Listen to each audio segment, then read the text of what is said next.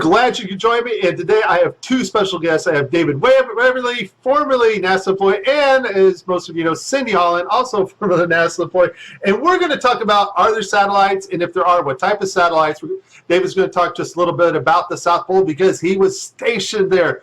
So he's got a lot of cool information, facts about that. And we're going to talk about Cindy. Of course, she worked at Lockheed Martin, which an engineer told her what? That the Earth is flat. The Earth is flat, straight from an engineer at Lockheed Martin. Now, if anybody knows if the Earth's flat, Lockheed would know. So, David, let's hear, what did you do for NASA? And tell us about your experiences. I know you worked for Goddard Space Center. Tell us about your experiences at the South Pole. Yeah. Okay, so I actually wasn't at the South Pole because there isn't a South Pole. Oh! But, whoa. Is there something to walk on down there? I mean... Well, first of all, Antarctica, regardless of whether you believe in a globe or a flat Earth with a encircled, encompassed Antarctica, Antarctica is a landmass covered with ice, a whole lot of ice. How far out did you get to go? How much ice is there? I was at McMurdo Station. Okay, so you're right on the edge, under just directly south of New Zealand, right? Everything is south. Well, yeah. Right? Yeah. Okay, yeah. So I was in McMurdo to put a data ingest system. Now, this was in my career at NASA when I believed we lived on the globe Earth. I bought all the science, all the space, the vast universe, and billions of stars. I bought into all that, just like most of us did at one point. And so I'm down there, and we put this system in to capture the data, and it's for polar orbiting spacecraft, so that because there's a big data hole in the Antarctic data set, a big hole. Are you talking about the map part, the part where Hollow Earthers say there's nothing there? Yes, any map that you would have seen of the Earth showed this huge gaping lack of data in the center of Antarctica. And I can tell you the reason why that is because there is no center of Antarctica. Antarctica's a ring, but I didn't know that then. So we go down there. Now, here's the thing, and I was about to tell you a little while ago, is I set this system up. Everything's functional. We're ingesting data. We're retransmitting it offline when there are no spacecraft orbiting over, quote unquote. And about 10 years later, I'm watching a YouTube video, and I'm looking at images on Google Earth of Antarctica. And there's a big gaping hole in the data set for Antarctica on Google Earth. And I'm like, now you got to understand, I personally went there to correct that. So I was kind of like a little weirded out. Like, why in the heck is there no data for this large area of Antarctica when I went down there to correct that? And this is here 10, 12 years later. So I called my old boss and said, hey, Mike, what's the deal? How come we don't have any data, any imagery over the center portion of Antarctica? And his answer to me, and I talked to my pastor about this even, because I was like freaking out about it, because it didn't make any sense. You think after 10 years they'd have some data, right? Dude, 12 years. 12 years, okay. Yeah, and we spent $500,000, which isn't a lot of money by NASA standards, but on this project to go down there, I didn't even want to go, to be honest. I was newly married to my wife. I didn't want to leave her for 5 minutes. You know what I'm talking about. So anyway, so I go down. I was lamenting the whole time, you guys. Anyway, so I call Mike and I say, what's the deal with this? And he says, well, Dave, they opted out. They didn't want our data. They got a pipe. They got a fiber optic network from McMurdo to Svalbard. Now, you got to understand, Svalbard is almost the total other side of the world, okay? It's one of the most north places on a quote-unquote planet, okay? Now, is this an undersea pipe from McMurdo that far? Yes. Fiber optic pipes under the ocean from McMurdo Station all the way to Svalbard. Now, even on a flat Earth map, it's freaking far, okay? So wait a minute. Supposedly we have satellites. We have all this great space technology. Yes. Why the heck do we need a fiber optic pipe But from listen, McMurdo? that's what I'm getting at. So he's telling me this, and this is what he's telling. And I'm going.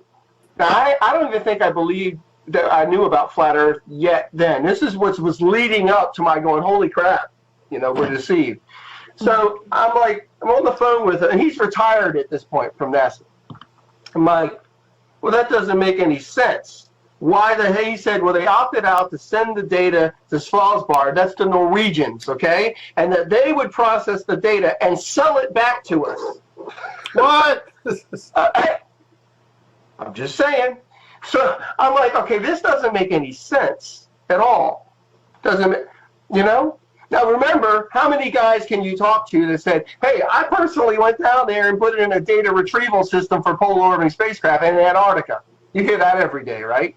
Well, So it's important that everybody understand that you were there to map what's essentially still not there and still not mapped today. That's right. To fill out an area of data, a huge area that was not there. And it's still not. See, here's the thing. He says, well, yeah, they pipe it over the fiber optic network to Svalbard, and then they sell it back to us. Well, it's still a big gaping hole in the data. Hello? So 2017, we have yet to map a portion of one of our continents if the Earth is a globe, correct? And we supposedly, quote unquote, have continuously polar orbiting spacecraft. Guys, listen. There's a whole series of spacecraft that I worked on also, called EOS, Earth Observation Systems, and it was like 5 different spacecraft, and they each looked at different spectrum. One was for atmospheric qualities, another was Terra, anyway. They are all polar orbiters because the whole idea is that the Earth is spinning and these daggone satellites go around and they get a different swath of the world as the Earth spins underneath it. Right, strip data. Again, I'm speaking. Huh? That's called strip data, right? Yeah. And so, okay, and from a global perspective, that makes sense, right? Okay, so how come there's no data still from the southern part of Antarctica? Well, according to Rob Simmons, and he gave us Russia's, Japan's, and the U.S.'s image servers, the Titan, the MRR-8, and the Epic Discover are all pictures of models taken from ground-based cloud radar, and then they put the model together of Earth. All their image data is fake. It's not a picture of Earth from space. So we know that about those satellites because Rob Simmons, and that's the guy, in case you don't know, folks, it's Photoshop. It has to be. Well, it has to be Photoshop because there are no pictures of Earth. So we know for a fact those images are not from space. They're just images put together by a computer called MyDoll.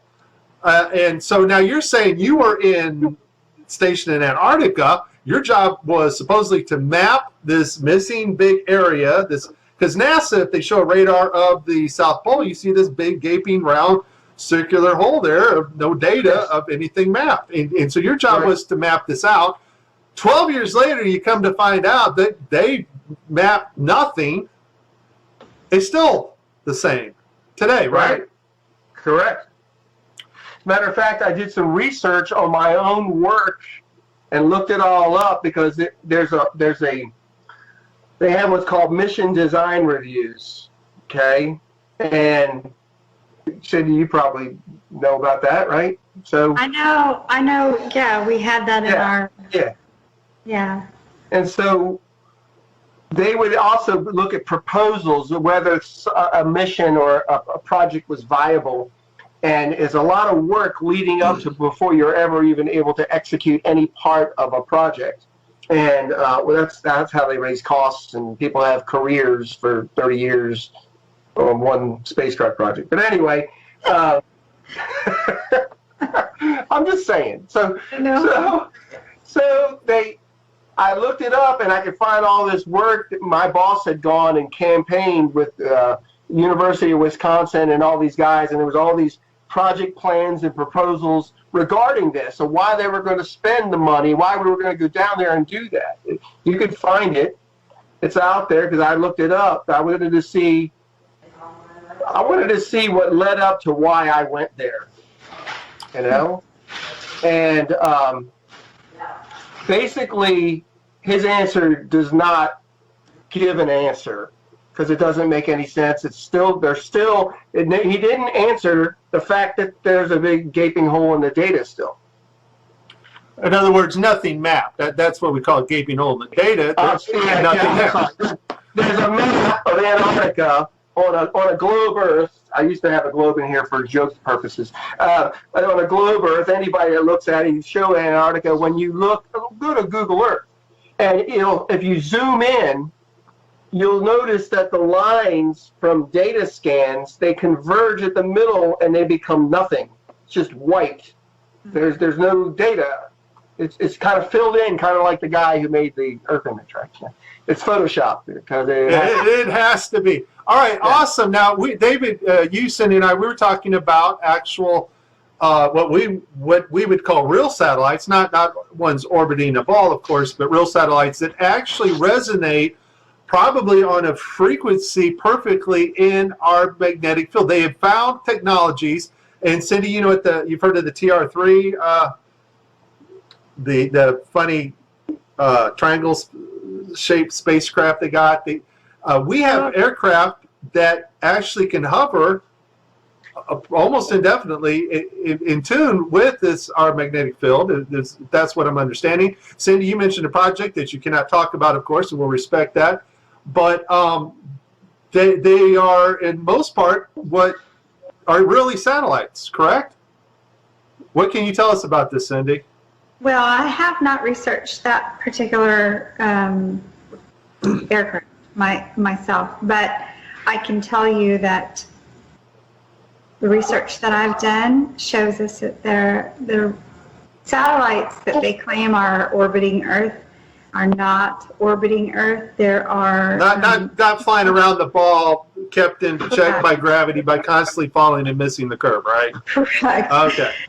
That are never seen in any photos, by the way. That's a crazy concept too, that you're spinning around a ball, constantly falling and missing it because you're going 17. It's a sci-fi movie. Yeah, that's science fiction. Want to create a sci-fi movie, it's a really good topic, but in reality, yes, they're building satellites because I have friends who work for these companies who build them. Yes, sir. There are people who build these and work on these programs, and that's not fake. What's fake is that they are being sent into orbit. That's the part that's fake, and so that's the part that we're researching.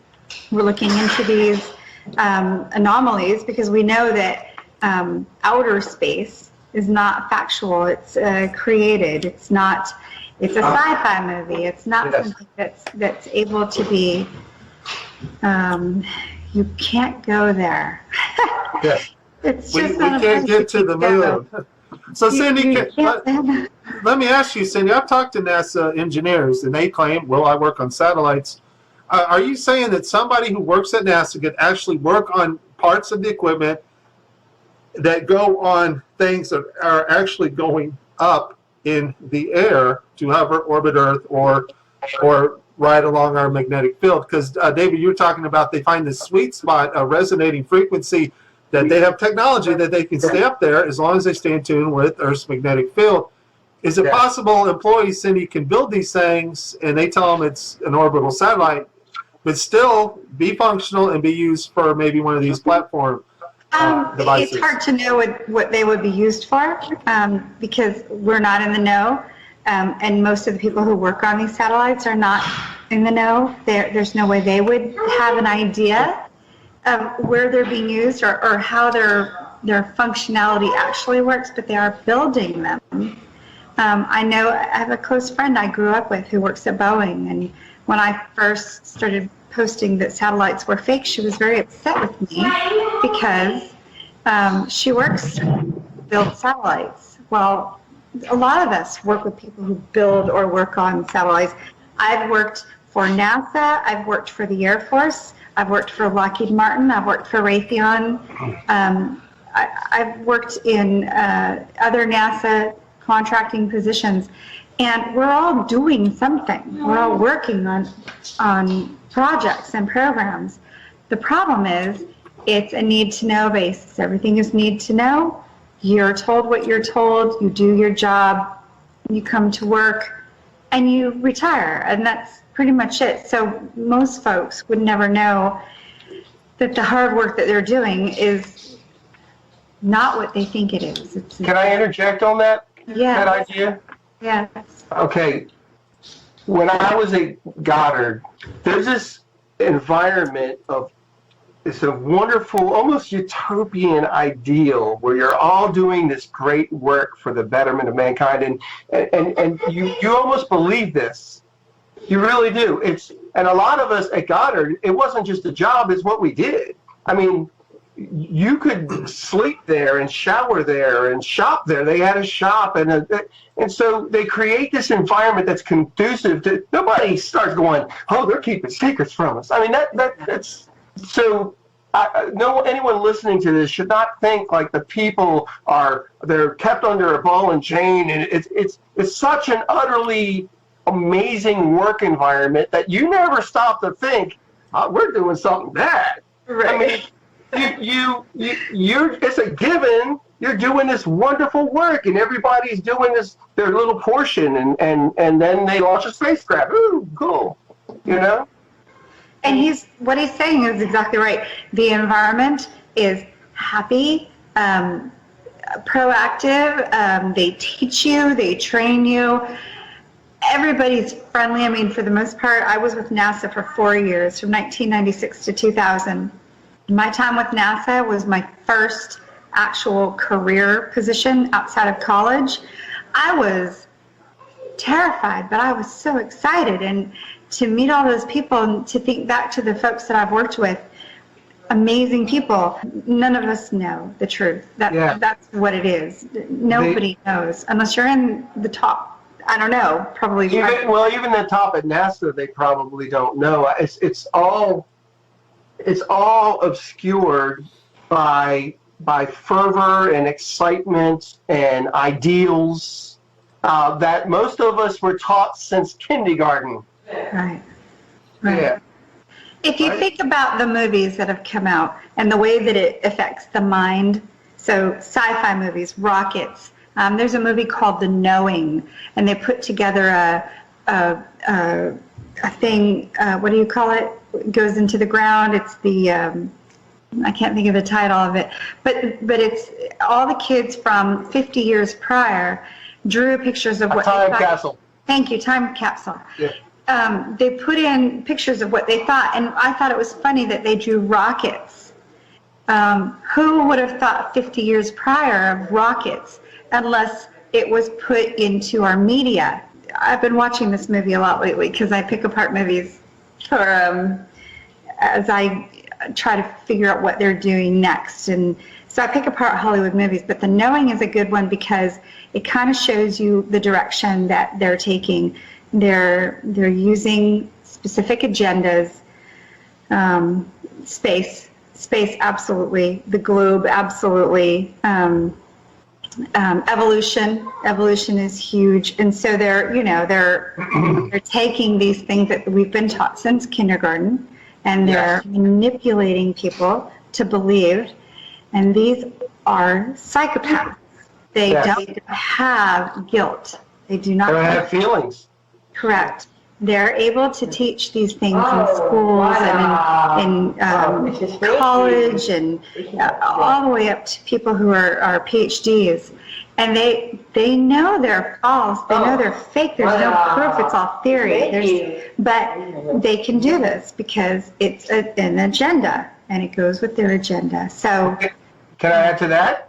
Yes. Okay, this is a scriptural ideal, guys, is that God says that he will do nothing. Will I do nothing without first telling my servants, the prophets? Mm. Satan, or Lucifer, or whatever name you want to give him, the serpent, he has these aspirations to be like the Most High. So he also has his servants, the prophets. We call them the media. And so he tells us, they tell us what they're doing through movies, through media, like you're saying, Cindy. So they're laying their game plan or their intent in a whole lot of movies like that. Yeah. You know, guys, you know, when we talked with Rob Simon, he's very honest. He gave us Russia's, Japan's FTP servers, all their model of Earth that they used to superimpose the images on to make it look like they're taken from outer space. Totally straight up honest about what map projections you use, and he gave us that website and how to configure the map that they use for different projections and things.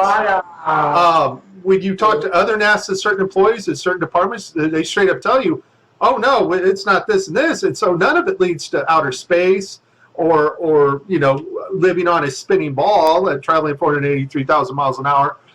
What it tells me though is that it seems like there's a separation between the people doing the work at NASA and a media conglomerate or a other type of government that does the faking part, the part where they take you in on the ISS and fake, you know, weightlessness through the HoloLens technology JPL is working with right now, or telemetrics, so they've contracted, and that allows them to bring in actors from any place over the world and put them on the same set. It's almost like, but it almost seems like there's this other type of government thing going on that's sort of separate from NASA. It's like NASA has another division that we would call liars and deceivers, you know, part of NASA. And then we have the people that actually do real work and real technology for NASA. That's what it's looking like. What are you guys' thoughts on that? Okay, so when I was at Dryden, and it's not called Dryden Flight Research Center anymore, they did change the name not too long ago. I don't know what the new name is, but when I worked there from 1996 to 2000, we had to go through Y2K. And because I was an IT support person, I know exactly how many computers there were. I'm going to give you a basis. It was 2,500 computers that I had to fix prior to Y2K, which is, you know, everybody remembers Y2K. If you don't, so I can tell you we had approximately 2,500 computers, which equates to approximately 2,500 folks. If I had to guess, based on my experience in those 4 years, as a truther now, and I became very awake in 2009 to most truths, and I became aware of flat Earth in May of 2016. So I have many years as an awake person. When I go back and I think about the photographers who were in the office next to me, who came out of the building and said they couldn't believe people believed in the fake moon landings. That was in 1997, 98. I don't remember the exact date. I just remember it happening. So wait. NASA employees that are in the know are going, I can't believe these people bought into that moon landing crap. Oh, guys. This is what I overheard, yes. No. You just reminded me of something I mentioned the other day to somebody who was like, oh, a pastor friend of mine. At Goddard, we had a digitization project in the education office. A guy named Dr. Bob DeVries was the head of education at NASA Goddard. I did a lot of education outreach, but I was also technologically adept, so they would include me in these extra projects. We were going to digitize all the lunar lander and all of the Apollo mission stuff they had in archive, and it was missing. It was gone. Oh, boy. Okay? and I remember, but here's the thing, then I still believed all the other garbage, so I was like, well, it didn't make any sense, you know, like, how would you lose, I guess the most historic moment in all of mankind. Why would you lose that? You lost all the telemetry data to the most important event ever, right? Yes, they got like freaking 10 sound bites from the lunar mission, you know. I'll tell you, I was the retrospect administrator. Retrospect is a system that we used to back up computers for the whole facility. So this is dating myself, obviously. Now, if I'm understanding my role right as the backup administrator for Dryden Flight Research Center, everything was backed up. Every night, based on my job, what I did, I backed up computers, and it was a system. It did it automatically. Now, wait, Cindy. Are you backing up, like, super important data like the moon data? Or was the moon data not as important? And everything that